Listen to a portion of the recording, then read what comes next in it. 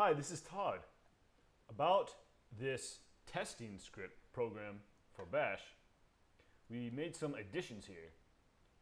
So here is shown an example of how this is used right here.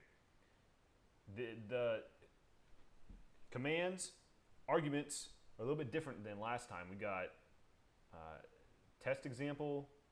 This is the name of the program we wrote, and then we're testing this example program.py, and then there are 3 inputs to this program. And so right here we have multiple inputs and multiple test cases as it shows here, and then it tells you if the test passed or if they failed. So those are 2 main differences right here: is multiple test cases and multiple inputs. So if we look at the differences between last time and this time, here is the example program, right? So we're adding 1 here, we're multiplying them together here. And so the reason why we want to do this, create these bash scripts, is not because we necessarily need it, but it's good practice for any engineer to know what they're going to do before they do it. And writing tests before you create something is just a good habit to have for the long run in general. And so what are we going to do to this old program? Right, here's 1 input, and then in the new program we got 3 inputs for 2 test cases. See, 2 test cases at the beginning and 3 inputs, and then 3 more inputs, right? And then we have the input daemon. In the test example, right, we got, just to rehash, we got this data this program running in the background, and then we got the checking that runs input daemon, right, which will open a file and send the input to the example program that we're just running. And in the input daemon, it just looks for the program, and then it sends the data. And so how are we going to figure this out? How are we going to have multiple inputs and multiple test cases? Well, it helps to think of it as a messaging service. Okay, so an example, a metaphor, is the distribution center. Okay, so we have the distribution center sending packages. It's making packages, and it sends packages to this address, right? Input daemon, and it sends a message. Okay, open the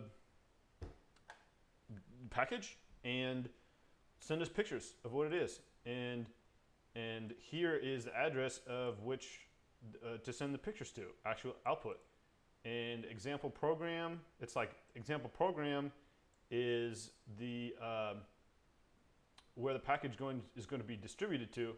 So we have these say, okay, input daemon, you're going to distribute, you're going to get a package and give it to example program, and then they're going to be a happy little kid that receives their gift, right? It's like Santa Claus maybe is getting, right. This is Santa. We'll say, Santa, we want these items to send to this kid right here, and then here is actual output, which is going to be the pictures of the kids, smiling kids, when they get it or something. So what we want to do is we want to actually have multiple packages. Well, there's multiple items in the package, right? Because there's multiple inputs in the program. So this kid is going to get multiple items, and we are going to have multiple test cases.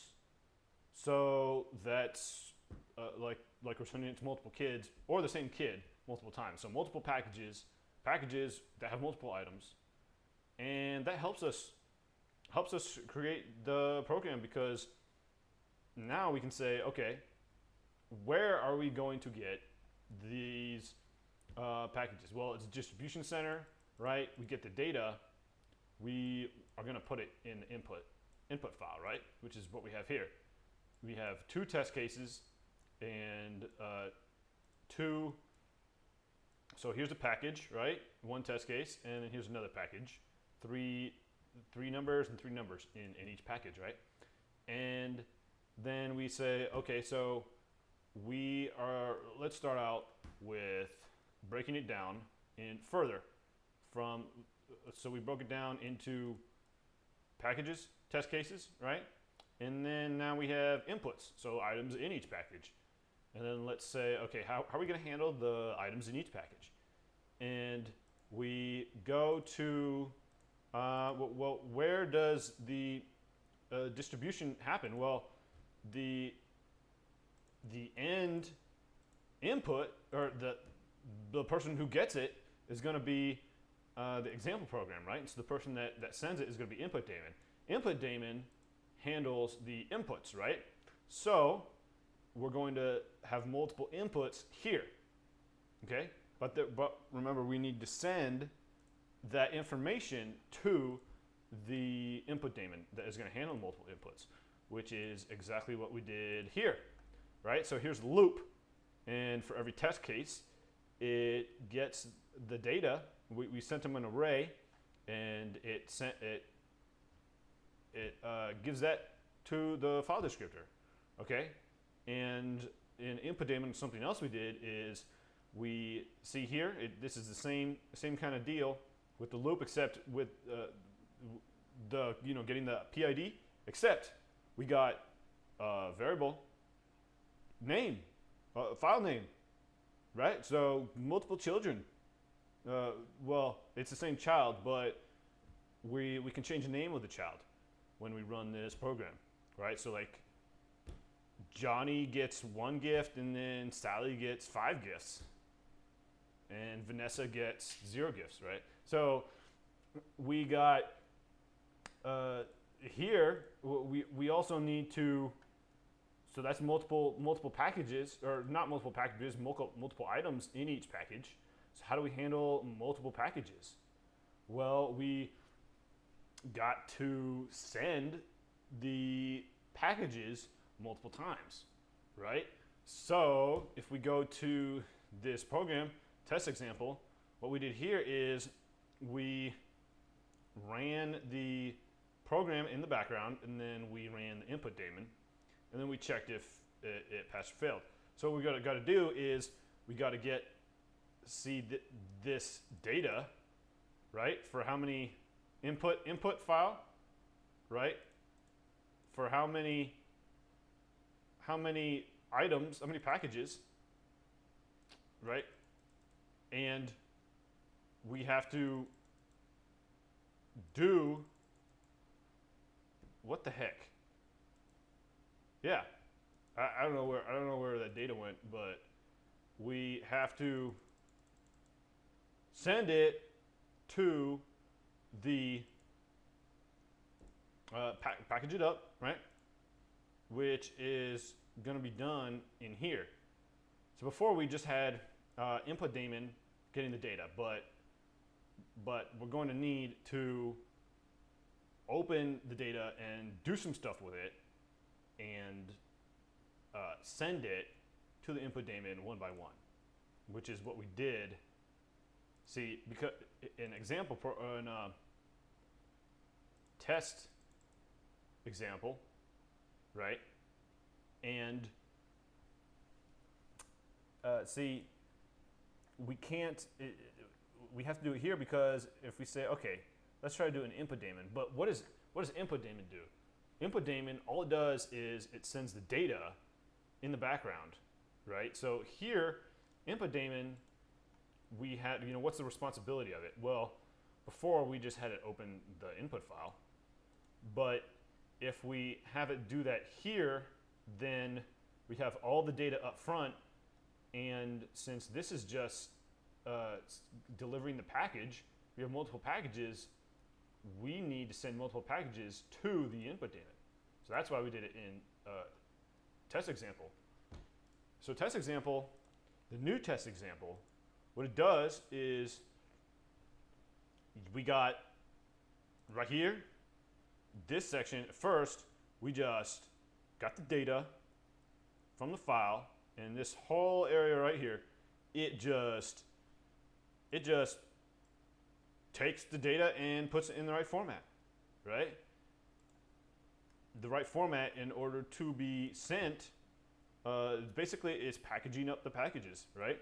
And so now we have, when we get to down here, we have an array, all right, where we're going through the number of test cases, the number of packages, and we have arrays which are packaged. We have a packaged up, right? So in this case, we have two files, right? We have two and then three inputs, right? So here's a package, right? And here's another package, and we got two, the number 2 appended at the front of it. So we split that data up, and then we're resetting the output file, right? So just, this is what we need to do. And then we got these, we're sending the packages, right? For each test case, we have the package equals the group of packages, the test case input, and then check, okay, this is the test case, these are the items, and then same deal as before. We just open the program in the background, but this time we have a variable, right? So variable name, we can actually explicitly name it, and then we send the package to the input daemon with the script name and the number of inputs. So we're saying this is a package. We want Santa. We're sending it to Santa, and Santa give it to Sally, and she has 2 more packages on the way. Okay, right? And then right here, we just got the assertion of these test cases, and so that's pretty much it. If we want this to fail, then we change the program, or we can change the actual input, or we can change the expected output. And either if we do that, then this will fail. The test, right? Test script, this whole thing will fail, and the program will fail. So what do we got next? Next, we can wrap this program suite up into some package that we can run some command and just basically have a program that we wrote, any Python program that fits these, that works with this, right? Has numbers, and it takes numbers as input, it takes a similar input, and has a similar output, right? Which is a lot of Python programs, and we can just write a program that wraps it up. So we just type something, right? Type command whatever this is, and it wraps the program up. It wraps whatever and makes it simple, makes it easy to execute, and also modular. And also, we need to make this test suite so we can, each of these test cases, we have it telling us whether or not that specific test case passed. So that's what we'll do in the next.